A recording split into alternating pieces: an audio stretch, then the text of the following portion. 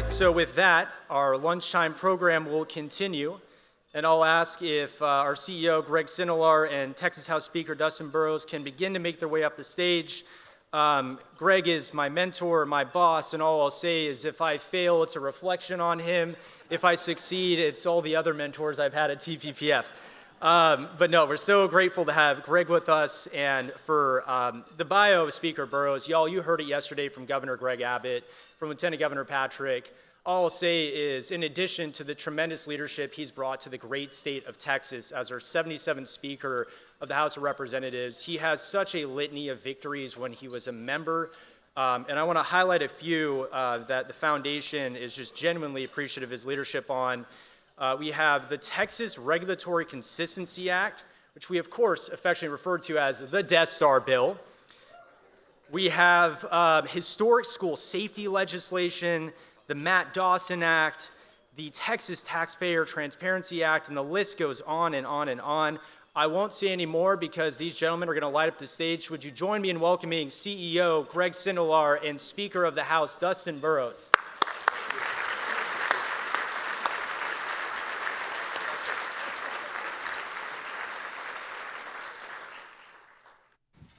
How about David? You know, I think I should get a little credit, David, for your efforts. You are a Californian, so you should at least, you know, be a little careful, tread lightly. Mr. Speaker, it's such a pleasure to be with you today. Thank you for coming and joining us. You know, you've been a policy partner of TPPF since you came into office. Gosh, was this like 20? What year was 2015. That? Yeah, I was like, it was 2015. I almost said 2013. I was like, that's not right.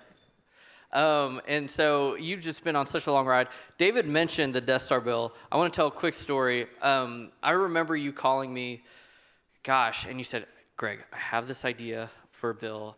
It's going to be huge. It was very Trumpian the way you did it. And I was like, oh, I can't wait to see it. You're like, I'm going to text it to you, read it, talk to your people. And so I called in Rob Henneke and James Quintero, and we looked through it. And James goes, this is like 15 years of my work in one bill. He's like, this is amazing.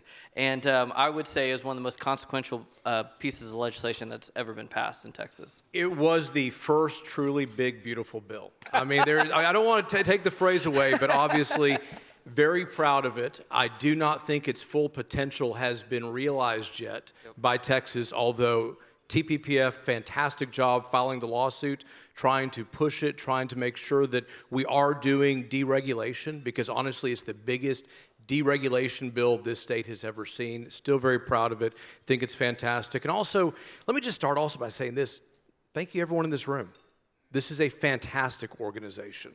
It is such an important think tank, and I do look back to that 2015 session where several of us were looking for a place to come and talk about policy and conservative policy and trying to figure out how do we guide the state, and this very much felt like home with all the people here, and very much consider myself to be a product of this environment, and appreciate y'all very much. Well, thank you, Mr. Speaker. Well, let's start. So yesterday, Lieutenant Governor made a little news here, and I think it was I think you would agree, a little misconstrued by the media, which is shocking, I know for you, that they don't get things necessarily right. But he said, keeping the House might be very difficult, or we're in trouble, basically. What's your response to that? Because I know you've been talking to him. So yeah, I mean, one of the great things is I consider Patrick a friend, somebody that I've worked really well with, and we actually spoke last night and even the night before, and I didn't get to see the entire thing, but no doubt it was completely taken out of context. I think it's part of a broader point that I 100% agree with, which is we have to unite as Republicans. For the most part, primaries are over. There's a couple of runoffs, but we have to be united. This November, we've got to be on the same page. We've got to be working and rowing in the same direction. We have to be turning out voters, and all the candidates have to be working very hard. And I think that's something that he and I are completely in alignment with, in a message that I know everyone's going to be out and pushing in advance of November. Yeah. Oh, but by the way, just to be real clear, I've seen the numbers. We're not going to lose the Texas House.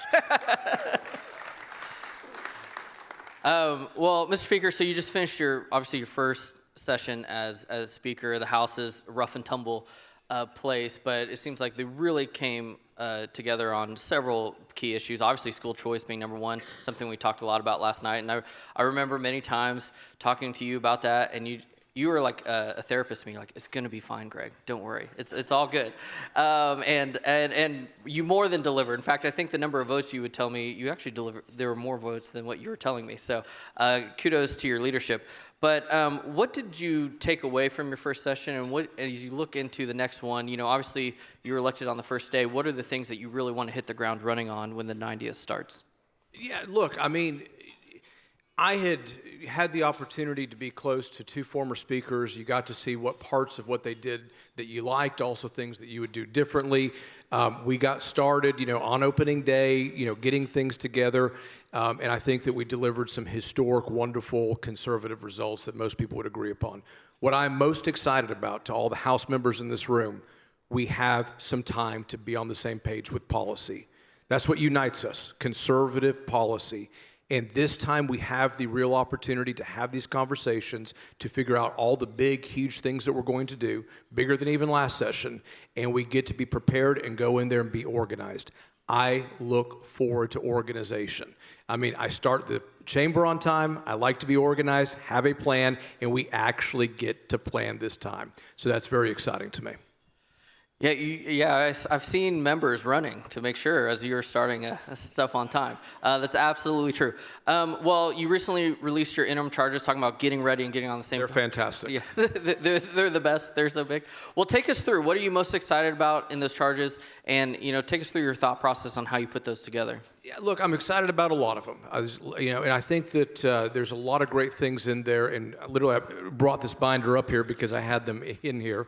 And words on paper always do make a difference. But there's a lot of really great things in there. I'll tell you, particularly excited about the Government Oversight Committee. I think it's really kind of a different thing, something that I've been pushing for. Is Cody in the room, Vasut?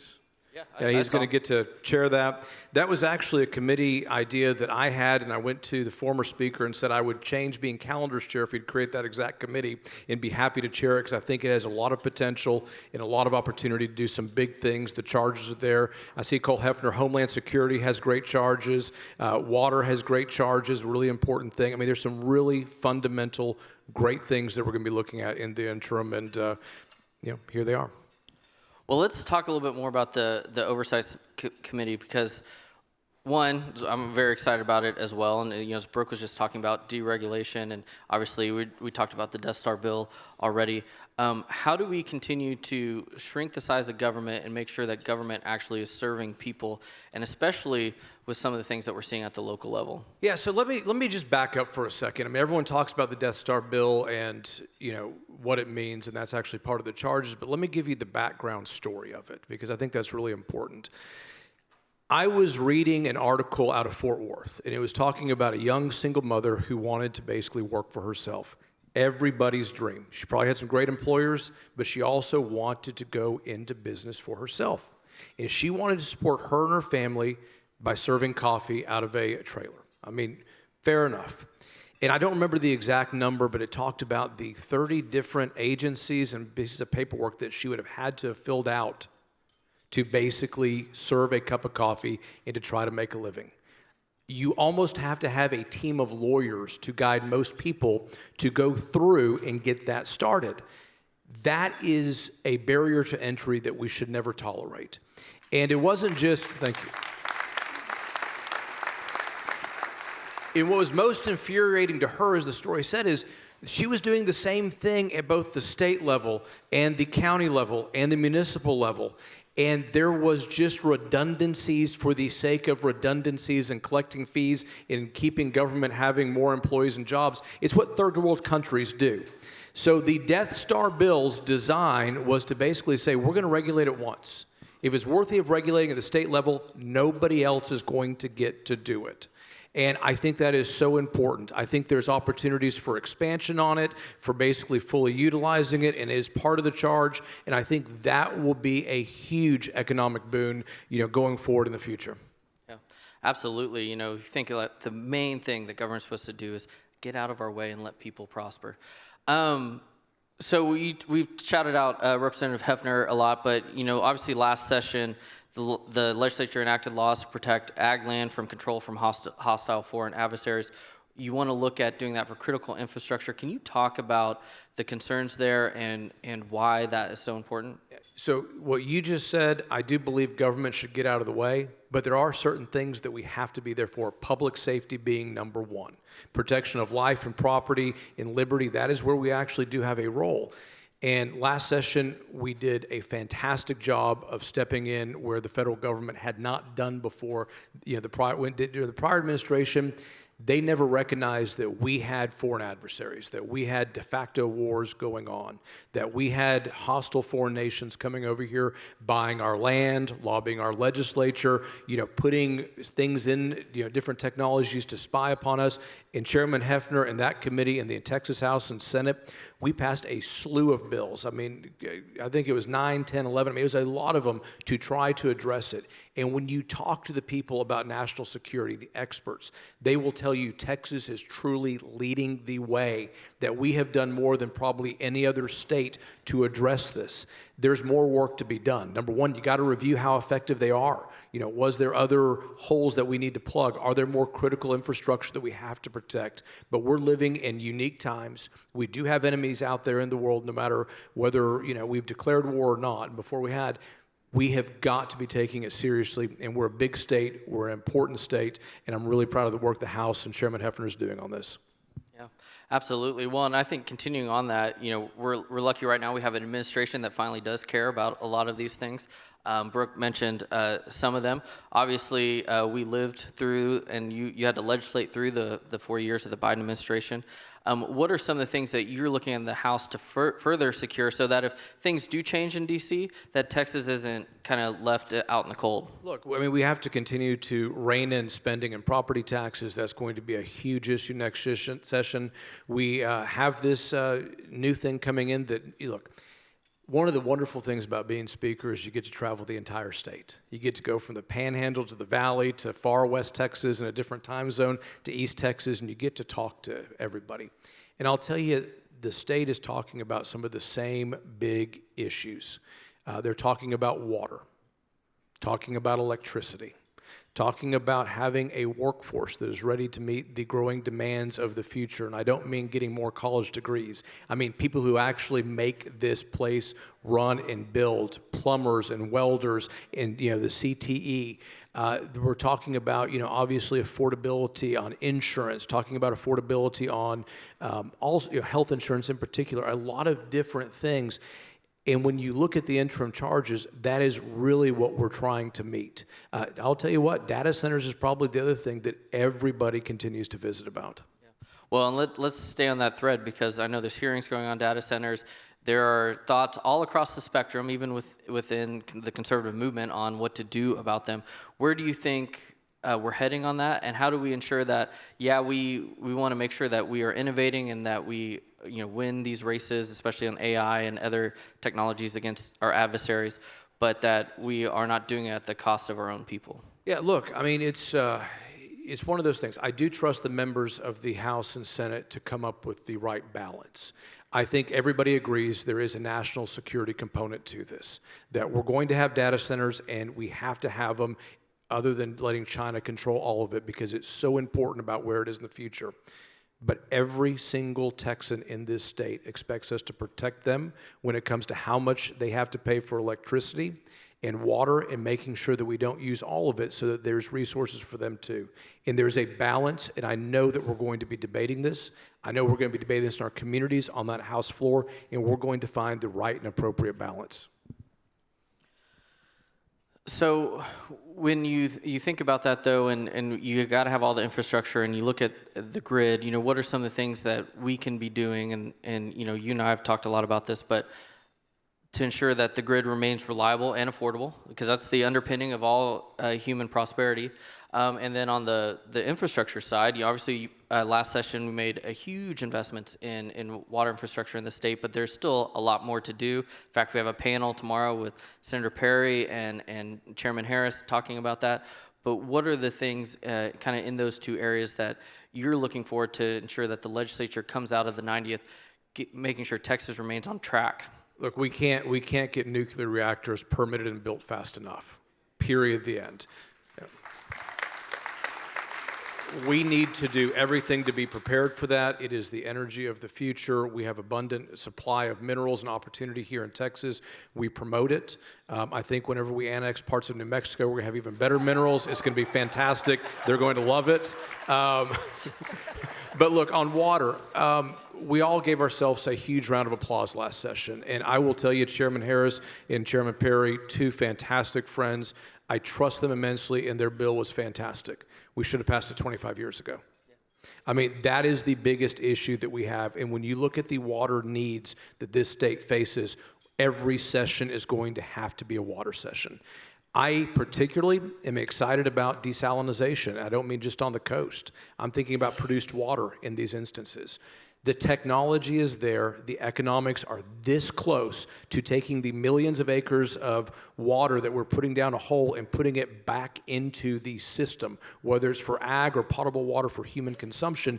It is really close to being there. There's also minerals that come out with that as well that we could probably take and do something with as well.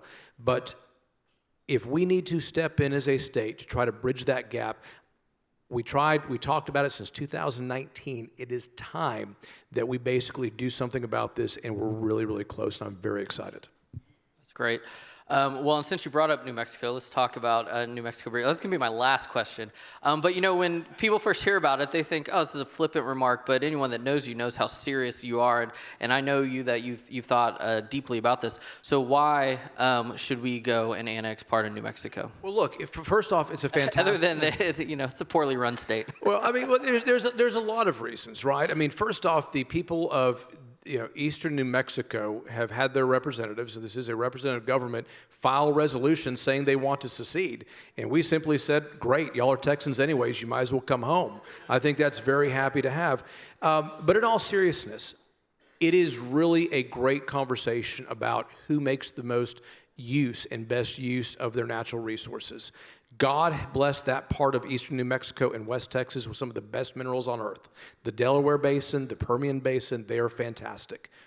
We can do so much more with our regulatory framework than what New Mexico allows that industry to do over there. So look, I mean, if they don't want to, just give it up and let the people who want have a vote, that's all we've asked for. I hope the governor of New Mexico makes me an offer. Tell us what you think and put something on there, because I promise you we will get more out of that. It'll be better and more welcome in this state than ever will be over there in New Mexico. And if they're afraid of the money, give us an offer.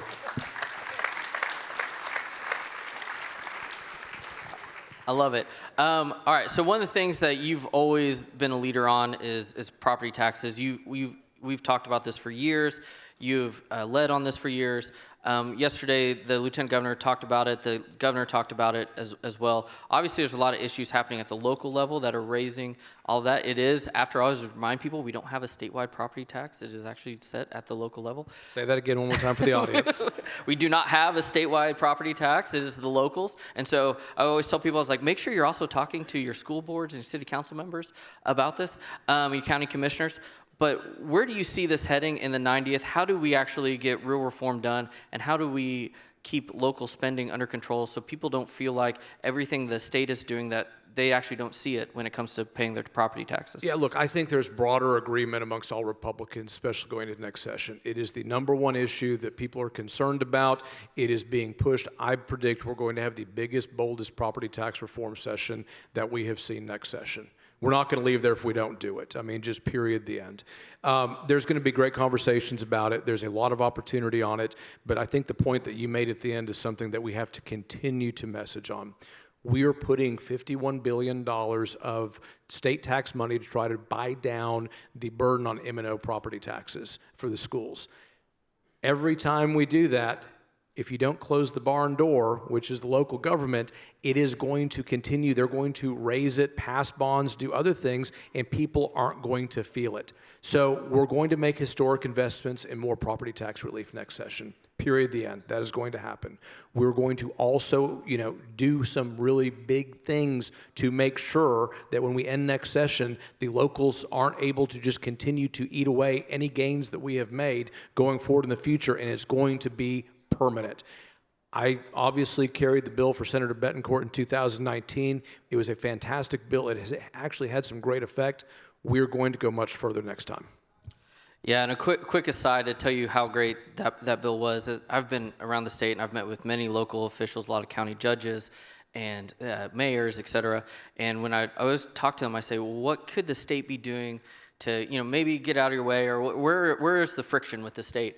And they always talk about local control. And so I try to dig in what that meant, and they would always say, well, I can't raise property taxes. And I said, well, you can. You just have to go to voters. And they're like, well, you know how that's going to go. That's the ultimate local control, isn't it? Yeah. And I think I told you that story once, and you said, it sounds like the system works. So, well, kind of on that, I think one of the things as the state continues to grow, affordability has become a bigger and bigger issue. Obviously, Secretary Rollins was talking about some of the issues related to the price of food and other products. Obviously, with the war, we've seen WTI get way up there. I think it's down a lot since the ceasefire started. But there are real affordability issues that Texans are feeling. And when we think about having a state that is the best place to have and raise a family, and a state that people can truly call home, it's something we want people to feel like they can afford the American dream. And so can you talk about some of the policies you're looking at for next session to really attack that and help people afford their lives better? Well, let's talk about one of the new select committees first, dealing with healthcare and healthcare costs and healthcare insurance. I'm going to say this, and hopefully everyone understands why it's so important.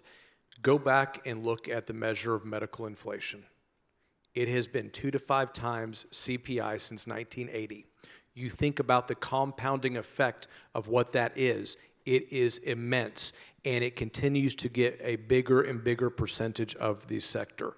We have to bring new ideas to the table to try to drive down those costs and make healthcare and health insurance affordable again.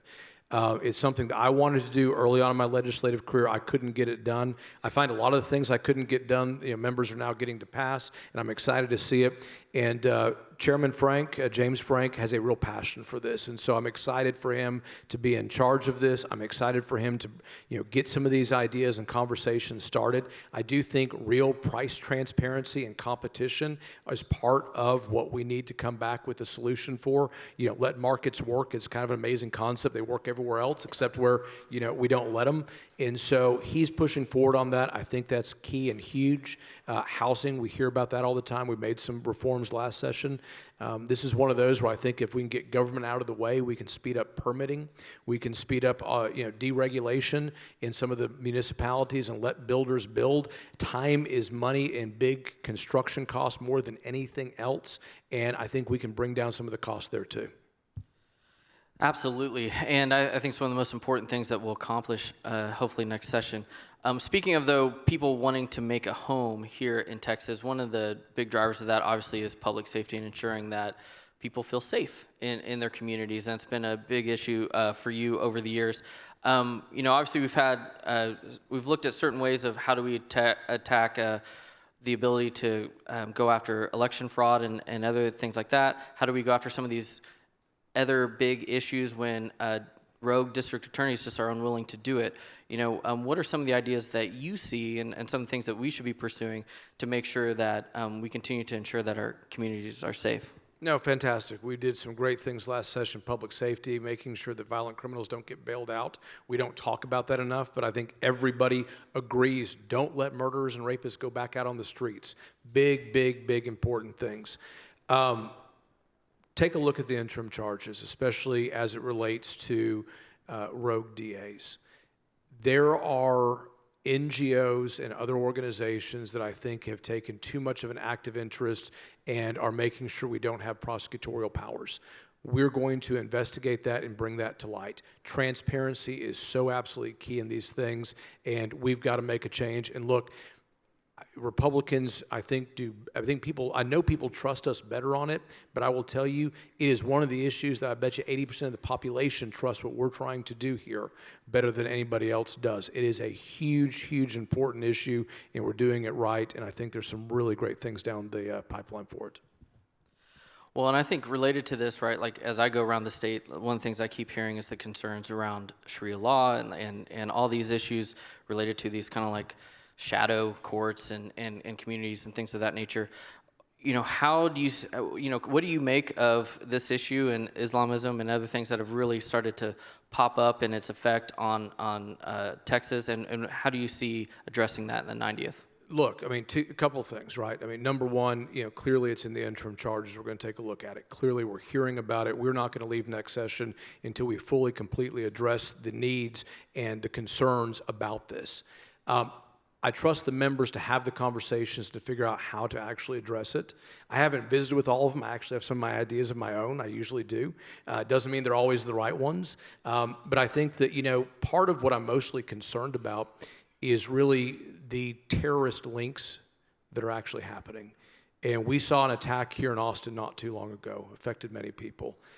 We cannot allow people who want to do us harm and the organizations that support them to not be found out, ferreted out, and dealt with. There has a long time, thank you. And Greg, you and I know each other real well. Everyone's got ideas, and we can, talk about things that we need to ban and the reasons we need to do it. And I think it's important to have those conversations. The key to good legislation is figuring out how do you actually enforce it?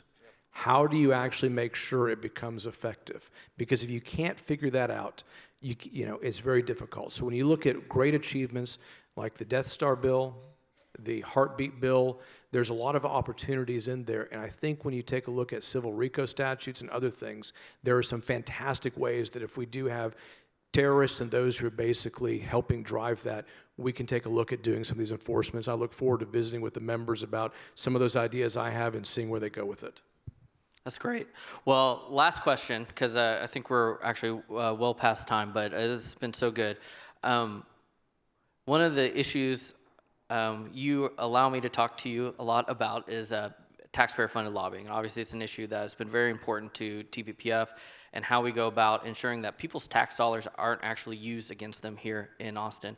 And so at the 90th, obviously it's in the select committee, but in the 90th, what do you think can happen there? And maybe for some people that don't understand it, talk about maybe some of the pernicious ways that it's used against the people of Texas. Yeah, I think philosophically that's what's always been offensive about it. I've been a joint author on the bill. I don't like it. I think that when people find out that they are being taxed, which is a use of force by government, and their money is being taken to come out here to basically act against their interests, it ought to offend everybody.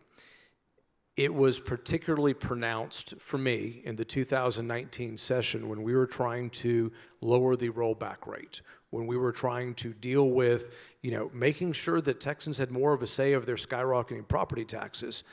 And when you learned that you are having a hard time making your property tax bill, and some of that money was being diverted to come to Austin to testify about allowing it to continue to go up, that was a very, very offensive concept to me and to almost every single Texan when you sit there and explain it. And look, this is not trying to shut, people out of the conversation. Every county commissioner, every city council member in my district has my number, and I love having these conversations with them. I don't know if they love having the conversations with me, but I love having the conversations with them. And so there's always going to be input about reality and how things work in that sort of nature. You just shouldn't forcibly take someone's tax dollars to go hire somebody to try to make that happen. And I've always believed that and still do.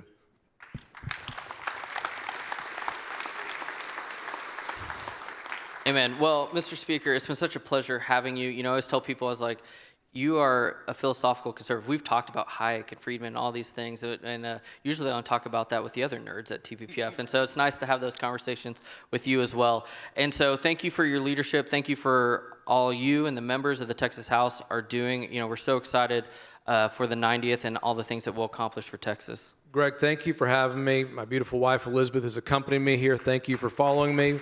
Ashley, thank you for sponsoring lunch. And to all the House members and senators, we're going to do huge, big, wonderful things the 90th. And I truly believe that. In TPPF, you guys have a very important role to play, helping us make sure we're ready for it and we execute on it. So thank you all. consider us there with you, step by step. Thank you. Please help me thank our wonderful speaker, Dustin Burrows.